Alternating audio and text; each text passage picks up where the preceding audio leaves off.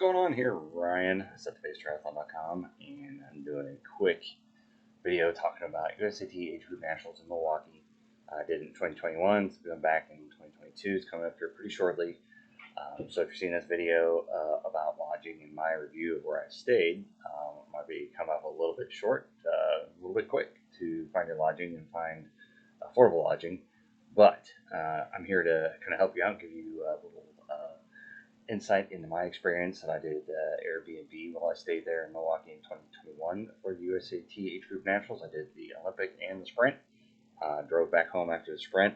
It's about a 13-hour drive to Kansas City from Milwaukee. But I digress. We're going to talk about where I stayed. So in this, I'll break apart the main video here to show you different videos of actually when I was on site and in the actual Airbnb and what was going on, because it was quite interesting. There's going to be a couple of videos about the place I stayed at had a fire alarm issue. So that was made it really interested. And then we're going to go through and we're going to do a little walkthrough of the actual place where I stayed, just a little insight into that. And then also have a video of where we're going to go into a little bit in depth where I was able to walk down. Basically, I like the place because it gave me the ability to actually walk or ride my bike to the transition area, to check in, to the little expo area and all that kind of stuff. So basically I could park my car and I didn't have to drive around all that much. But it was a little bit of a hike, but anyway, we'll digress. So to jump right into it, where I stayed at was this place right here. And I'm not giving anything away because I'm not staying there anymore. It was basically, it was Airbnb, but it was a apartment building. So it was right here, and see if we can do directions. See if we can pick Discovery World.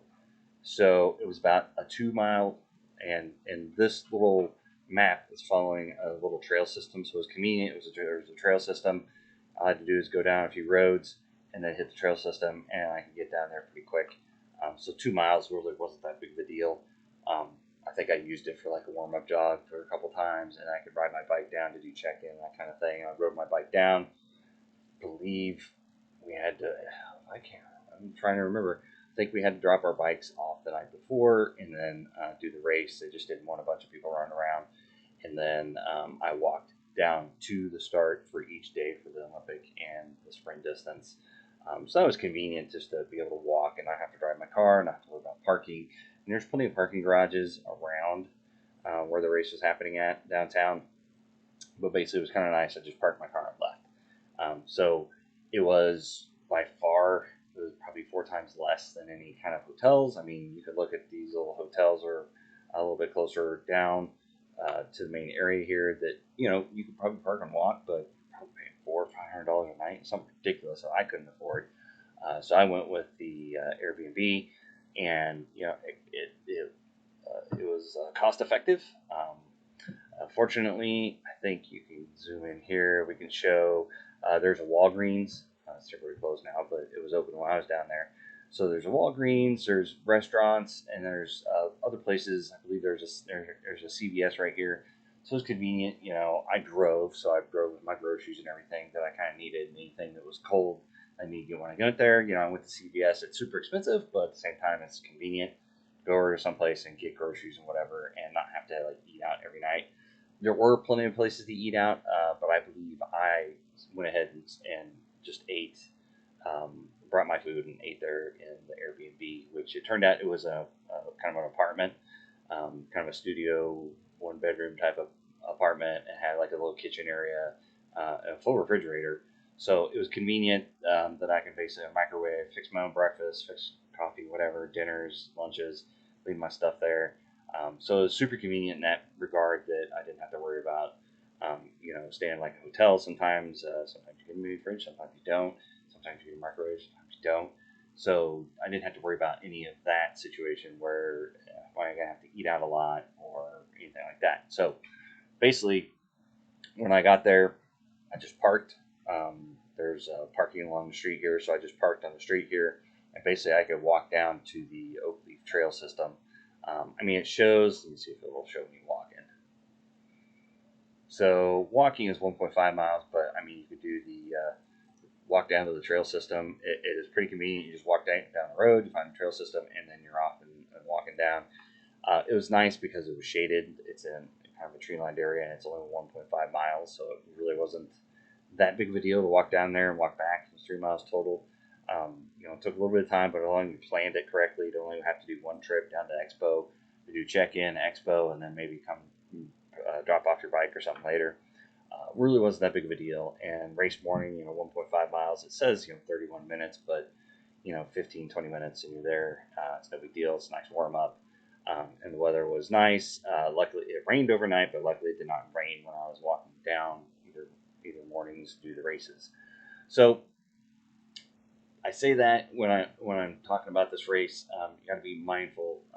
I use AirBNB, I use AirBNB.com, and I looked at this location and all that. I also looked at Priceline, and it was super expensive to stay anywhere close here. I mean, you start getting out of town, it's a little bit more affordable, but then you're driving in and driving out, and it's kind of a hassle to get back and forth. You're paying parking garages and all that kind of stuff. So it's kind of a toss up, the convenience of being in a close location versus, what you can afford in these areas and what you're going to get. Because as you're going to see in the following videos I'm going to play and attach here, it wasn't exactly the best of accommodations. There's probably fire alarms, and in between the night after the Olympic and before the sprint, the fire alarm basically started at about 9 o'clock. It didn't stop until about 3 o'clock in the morning. It was pouring rain, so it's not like I could have gone anywhere. Maybe could have slept in my truck out in the rain. I didn't really want to do that. So I put tape on the fire alarm so I didn't hear it, and put pillows over my head and tried to sleep as best I could. It was miserable. And just kind of one of those one-off things probably, but still, the apartment building wasn't exactly maybe not a code per se, but that's kind of the gamble you're going to take sometimes when you find some place that's too good to be true. Sometimes there's a reason why it's too good to be true. So just keep that in mind, when you're looking for these deals and that type of thing. Yeah, it was good on location, but really read the reviews, read all the background stuff, read any kind of reviews of the renters, of the properties they got, and that kind of thing, just to make sure that there's no problems. Now, the people that ran it were gracious enough. They gave me some refunds and basically almost refunded the entire thing just because it was so miserable. There's one time I came in after the Olympic race and noticed someone had been in there and was moved stuff. They put my stuff in piles, took sheets off the beds, and it was really weird. And the Airbnb host said that they'd come in to do inspections or something on the fire alarm or something weird. It was super weird. All my stuff was still there, but it was the most strange event I have ever experienced doing Airbnbs, VRBOs. And I've been doing this, since 2004 or 5 or something like that. So, sometimes you pick a winner, sometimes you don't pick a winner. And this time, it served the purpose. I was a little bit more stressed than I was hoping for, but luckily it wasn't like a full Ironman event where it was a little bit more stress. It was an Olympic and a sprint. Manageable distances, not really a problem. Just logistics were the problem, and getting there and doing the race and stuff. So, it was kind of a trade-off, but just watch the videos and see what you think. I definitely would not. I didn't leave a review for this place just because I would not stay there again. But at the same time, they did refund me most of my money, so I can't say that they didn't want to work with me. But it was just one of those weird things, and you'll see the little intricacies of that place in these following videos. So hopefully this kind of helps you out if you're looking at doing the last minute for 22 going to Milwaukee, or if you're going to do USAT and they're back in Milwaukee some other time. Hopefully this helps you out in kind of your perspective of, like I said, if you can find some place that's walkable to get to this trail system, and this trail system goes right down to Discovery World, and this is where transition was at and everything, and Expo. So, I mean, if you have your bike with you, if you stayed up, a little bit closer here, just like I said, do your research and do a little bit of research on the areas where you're staying at. Make sure that it's nothing sketchy or anything like that. But if you can find someplace close on this trail system, it was really convenient just to hop on that trail. It goes right down. You can't get lost. I did get lost in the streets here one time It got turned around a little bit, but GPS and really wasn't a problem. But like I said, right here, there's a CVS for groceries. They did have a Walgreens, but it was closed. And there's plenty of restaurants and other things to be doing. So just keep that in mind. There were locations and stuff to do. There's hotels down here, but they were an arm and a leg. So, you get what you pay for, I guess. So hopefully, like I said, this helps you out. It gives you a good idea. Because basically, once I came in, parking was at a premium, but I was super lucky to find a space that was pretty close.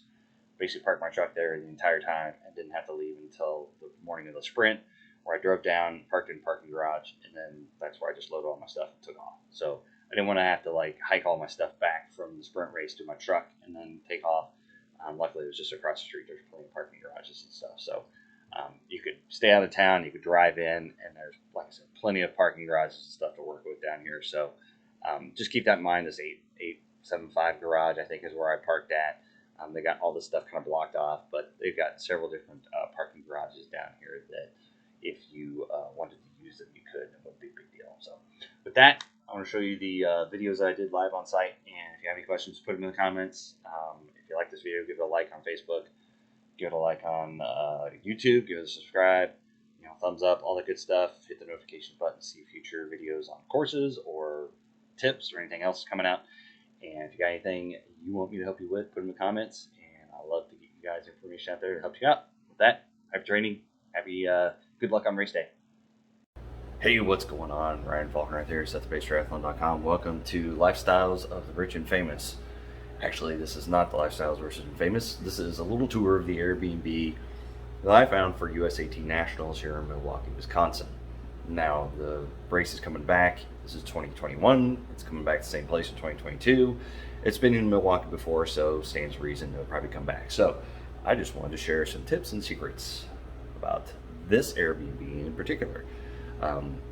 So I'll do a little bit of other videos kind of laying out on the map, but it's 1.3 miles walking away from, and you just go down basically towards the lake, and then you hit a trail system, and then it's a straight shot down to the transition area and everything. So super convenient as far as that goes, but other things are quite a little bit more interesting because it was very affordable, especially down in this location compared to hotels and other things. But as you'll see, I guess you kind of get what you pay for. It's not horrible or anything, but it could be better. So let's switch it around and take a little tour. So here you got the front door and 2 trash cans because, one's not enough. And there is the fantastic hallway you have to walk down. It is on the 2nd floor, and there's an elevator that leads up to it. Kind of smells interesting. And then you have to walk down the hallway. So, you got an elevator, you got a stairwell, but here's the bathroom. Nothing crazy. There's my wetsuit. Did the Olympic today, doing the sprint tomorrow. So nothing crazy, old baseboard heater, so, old school, but, I used the mirror, has a little medicine cabinet in there. It's all good. Got our refrigerator, got a little shelf here to put our stuff on, some stools, coffee maker, but no coffee filters. Had to go get some. I had to go get some coffee. Not the end of the world, but hey, and they've got some stuff, and then a cabinet that sits above the stove that the laminate had some problems with. So we got the ever important futon.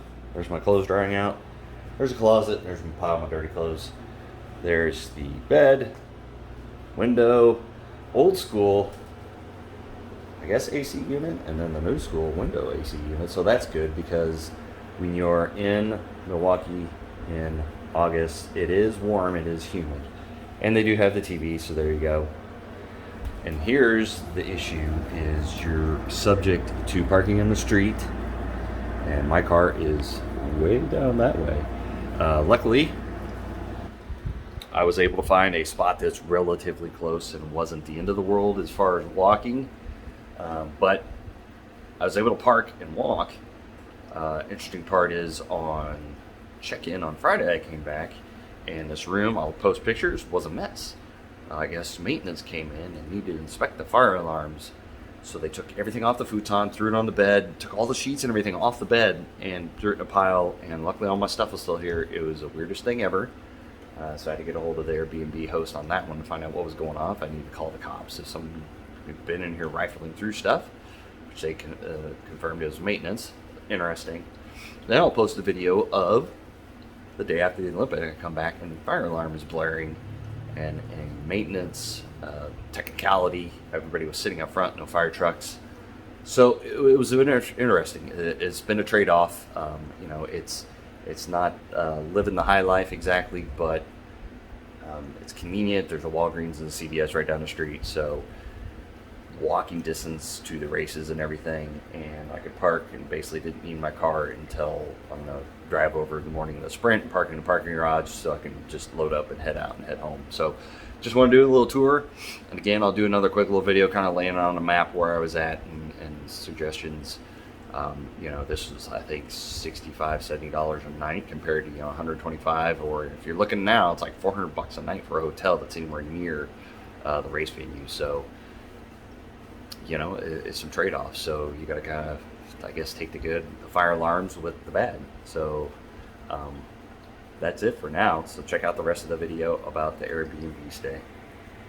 Hey, what's going on? Ryan here, Triathlon.com. Just wanted to do a quick note. I am 1.3 miles away from transition, so I just rode my bike down, dropped it off. As you see, it is rather warm here. I've got a nice sweat puddle going in front of my shirt. I wish I would have worn something a little bit more appropriate for walking. It's rather steamy today. I think tomorrow is 75 and cloudy and a chance of rain off and on. So just the advantage of getting someplace close for USAT Nationals. Like I said, it's not the ideal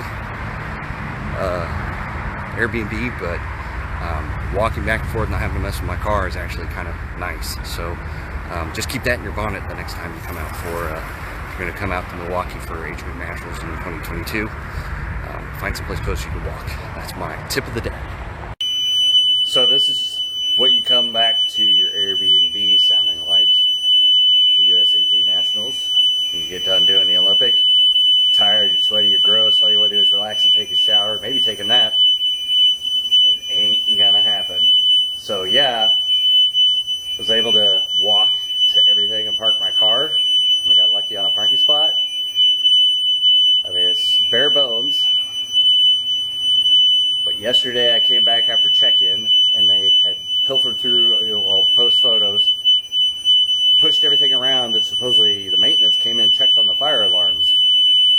And the day after, after the race, this is what you get. So sometimes if it's priced too good to be true, sometimes it might be too good to be true. So I thought I'd just share this moment, my AirBNB experience, and later I'll do the walk around if the alarms turn off.